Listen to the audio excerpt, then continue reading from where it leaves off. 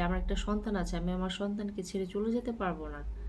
হ্যাঁ, তার আগে একটা সংসার হয় নাই, ওই ঘরে আমার একটা ছেলে আছে, ছেলেটা এখন আমি ওকে বড় করেও আমার থেকে দূরে গেছে, থাকে বসুন্ধরাতেই থাকে, আমার কাছে থাকে না।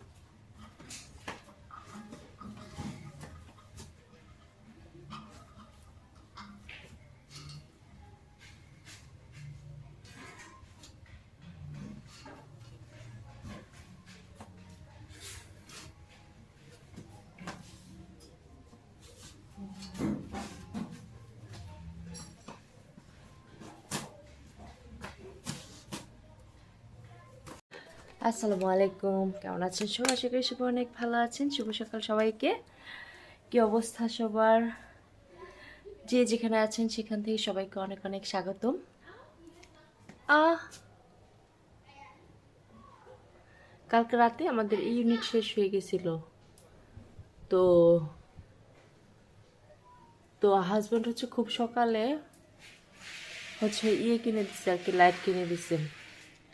তো যাই হোক, আমি ভাবছিলাম যে 17 ইউনিট, এখন দেখি না 6 ইউনিট। যাই হোক, কেমন আছেন সবাই? যে যেখানে আছেন সবাইকে অনেক অনেক স্বাগতম। আমি আপনাদের লিজা আপা, নাইজেরিয়া থেকে বলছি। ইদানিং চোখটা খুব ডিস্টার্ব দিচ্ছে, আর সকাল সকাল ফ্রেশ হয়ে একদম, সকাল সকাল ফ্রেশ না হলে না পরে সারাদিন ফ্রেশ হইতে ইচ্ছে করে না।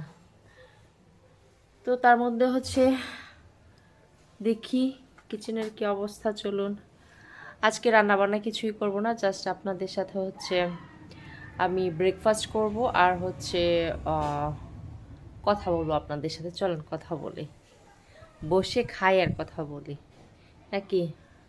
আমার সিম গাছটা বড় হচ্ছে, দেখে আপনাদেরকে। এই যে এখন আর পাতা খেতে পারতেছে না, ইয়েতে কি বলে, ওই যে শামুক, কারণ এখন জায়গা চেঞ্জ করে দিছি। তো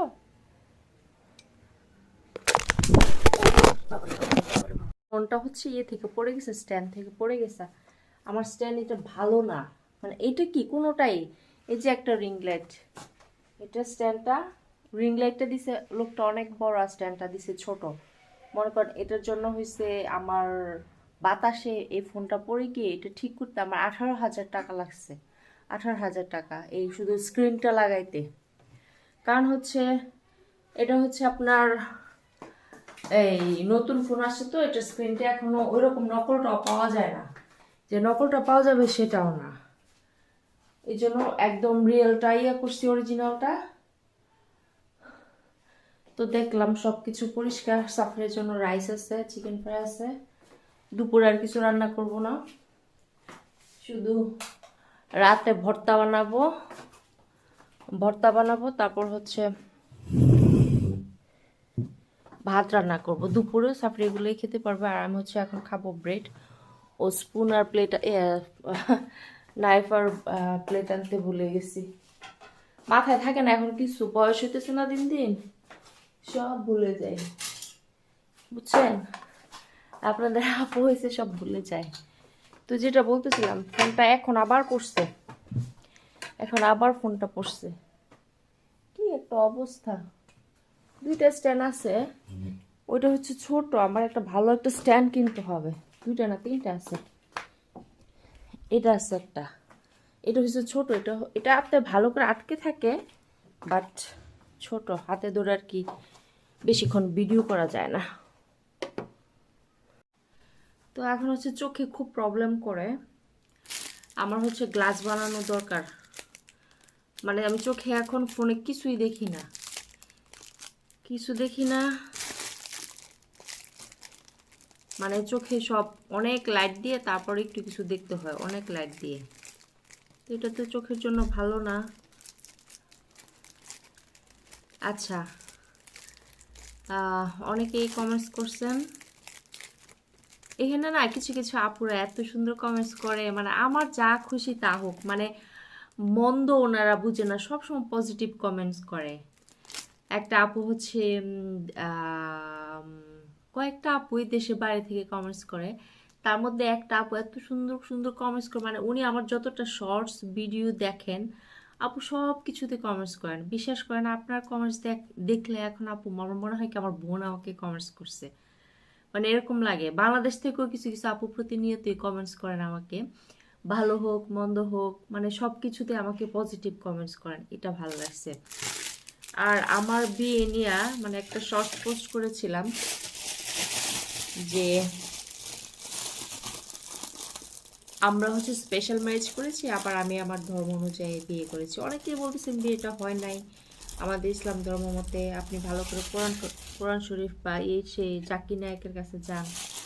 আসলে কি আপু, আমি মনে করি যে আল্লাহ আমার রিজিক এখানে রাখছে আমার হাজব্যান্ডের সাথে 15 বছর ধরে, এই সামনের বছর 15 বছর হবে আর কি, 15 বছর হয়ে যাবে ইনশাল্লাহ আমি আমার হাজব্যান্ডের সাথে আছি।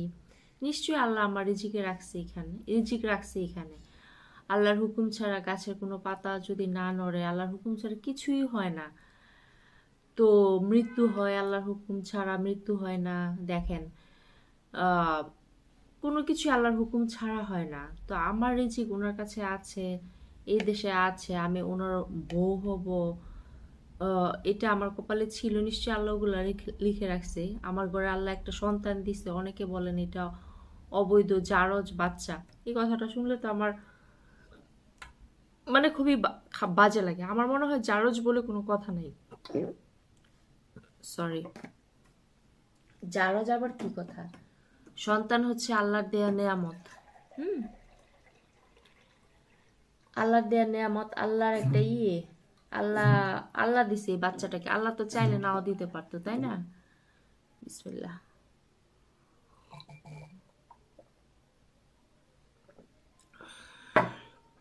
আজকে ঘুম থেকে উঠে পানি খাই না, এই জন্য হিচকে আসতেছিল।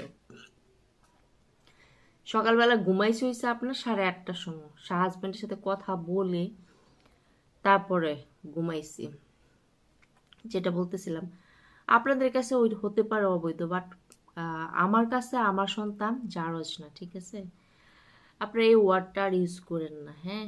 এটা আমার বাচ্চা যখন বড় হবে তখন তারও কষ্ট হবে যে ছি মানুষ কি বলে। এই জন্য আমি আমার বাচ্চা যে বাংলা পড়তে পারে না, এই জন্য আমি মানে আমার ভালো লাগে যে আমার বাচ্চা বাংলা পড়তে পারে না, মানুষের বিশ্রী মন মানসিকতা বিভিন্ন কমেন্টস ও দেখতে পারে না। তারপরও মাঝে মধ্যে ফেসবুকে গিয়ে হয় কি, ও সেগুলা ট্রান্সলেট করে পড়ে ফেলে। কোন দিক দিয়ে যে মানে ওর ফোন তো এখন সবার হাতেই থাকে, মনে হয় ওকেও আমরা ফোন দিয়েছি, ভিডিও টিডিও দেখে, উঠতি বয়স নাই কোনো বন্ধু বান্ধব এখানে, তো এই জন্য হচ্ছে ওকেও দিয়েছি ফোন। তো যখন হয়েছে পড়ে ফেলে, তখন আমাকে বলে আম্মু মানুষ এরকম কমেন্টস করে কেন? আমি বলি যে আপু তাদের মন মানসিকতা ছোট, আসলে ছোট।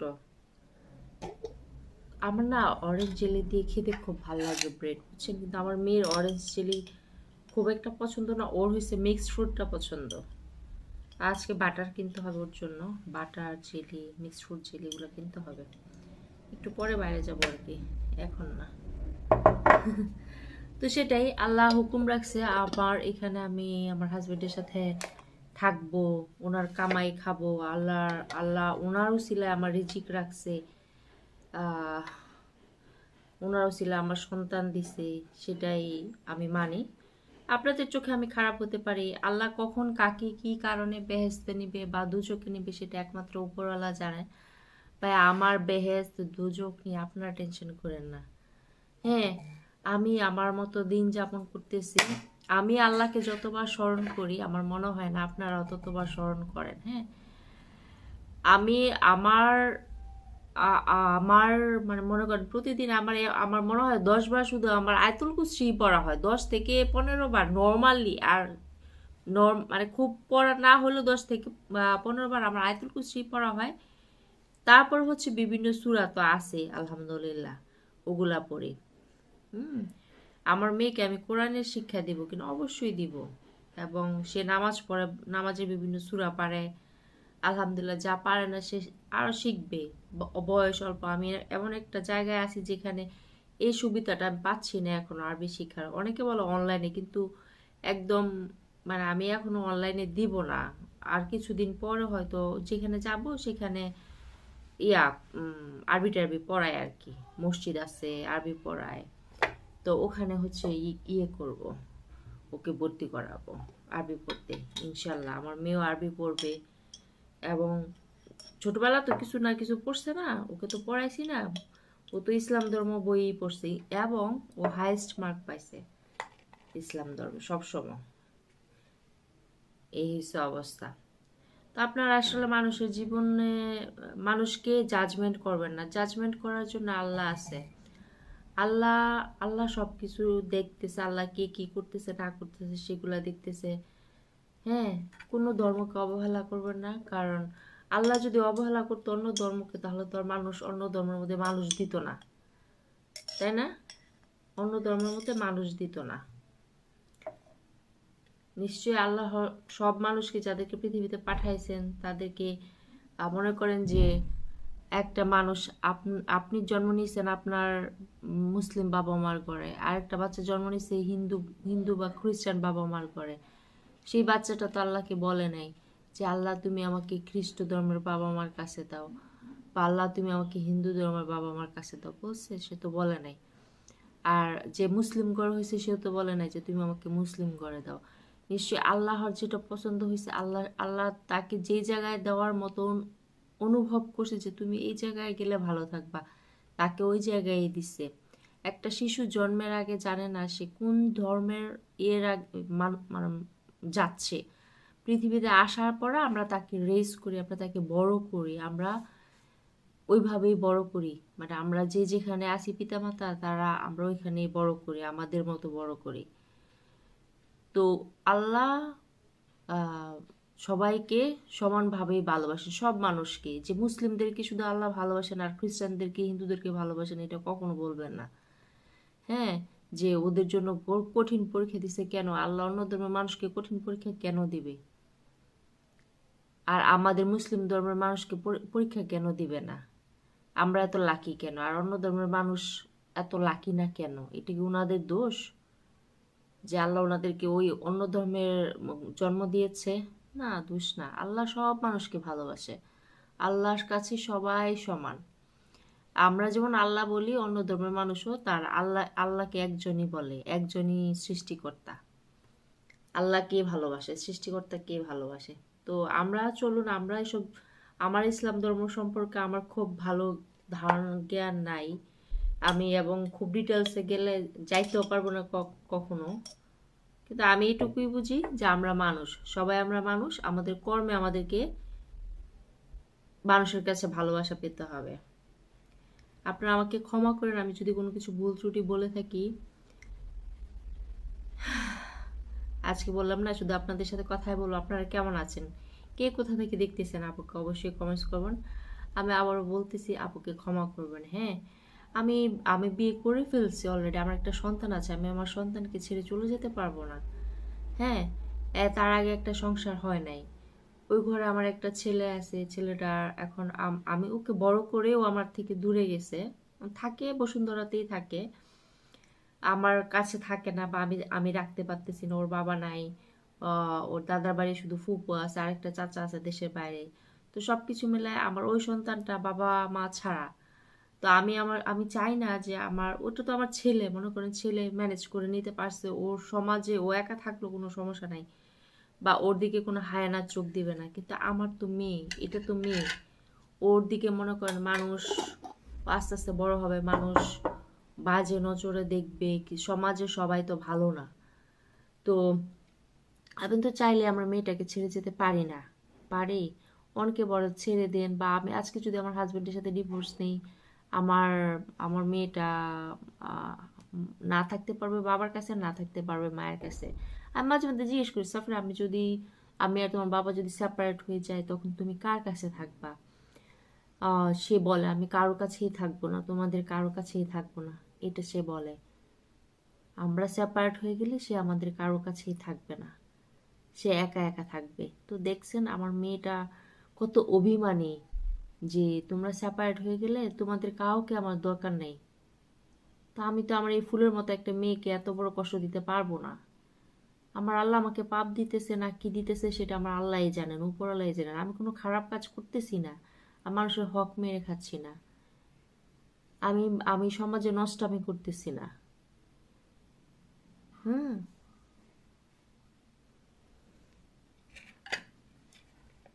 আমি জানি আমার এই কথাগুলো শুনে অনেকে আমাকে অপছন্দ করবে, কিন্তু কি করার বলেন। আমি আজকে আপনাদের সাথে সব শেয়ার করলাম, অন্তত এই বিষয়টা শেয়ার করলাম।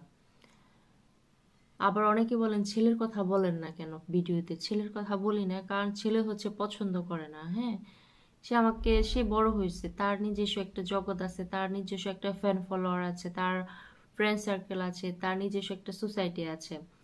তো সবাই তো এখানে ভালো কমেন্টস করে না। যদিও আমার ইউটিউব করা নিয়ে আমার ছেলের কোনো অসুবিধা নাই, আমার ফেসবুক পেজ নিয়ে আমার ছেলের কোনো অসুবিধা নেই, কিন্তু এই যে মানুষ এইসব বাজে বাজে কমেন্টস করে, সেগুলো দেখে আমাকে আগে বুঝাইতে যে আম্মু এসবে কিছু মনে করো না, মানুষ বলবেই। কিন্তু ও হচ্ছে কি ক্যামেরা শাই আর নিজেকে আনতে চায় না ক্যামেরার সামনে, কখনোই না।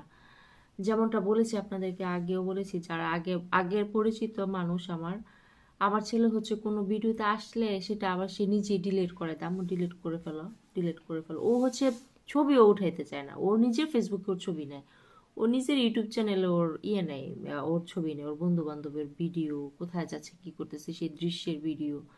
যদিও আমি চ্যানেলের নামটা কি যে এক আজগবি নাম আমার মনেই থাকে না।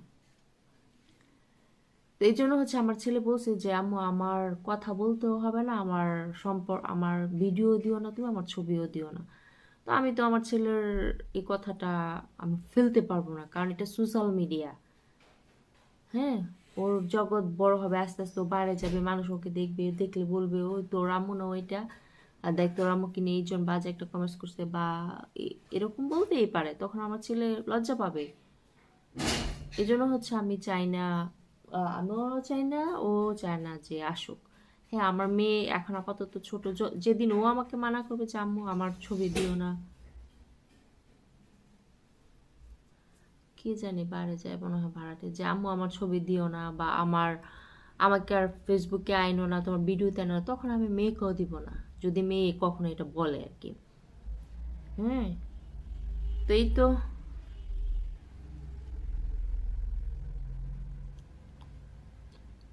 আপনাদের কাদের জেলি পছন্দ, ব্রেড পছন্দ?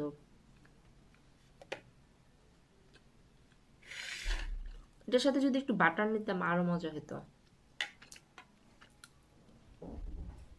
তো সবাই অনেক ভালো থাকবেন। আসসালামু আলাইকুম।